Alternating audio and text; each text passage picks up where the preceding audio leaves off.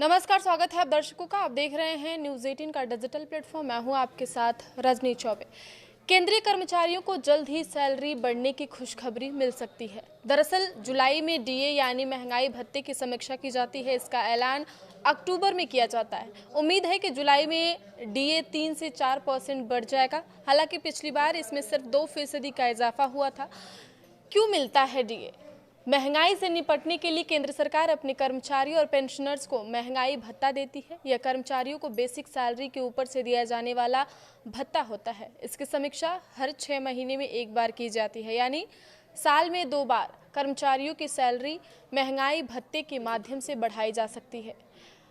Pension भोगियों को DA क्यों दिया जाता है? जैसे कर्मचारियों को महंगाई भत्ता यानी डीए मिलता है, उसी तरह पेंशन धारकों को महंगाई राहत यानी डियरनेस रिलीफ डीआर मिलता है। इससे पेंशन भोगियों को बढ़ती महंगाई से लड़ने में मदद मिलती है।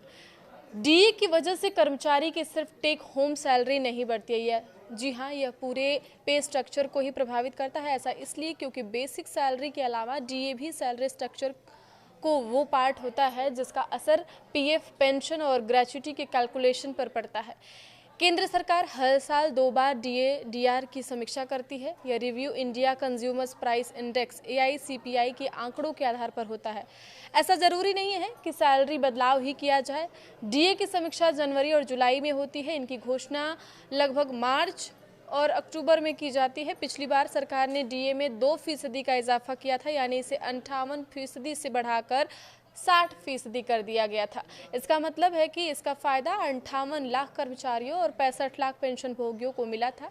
इस बार AICPI की आंकड़ों को देखने को 3 से 4% की वृद्धि की उम्मीद जताई जा रही है। असम, अरुणाचल प्रदेश, तमिलनाडु, ओडिशा और उत्तर प्रदेश ने अपना डीए बढ़ाकर 60% कर दिया है।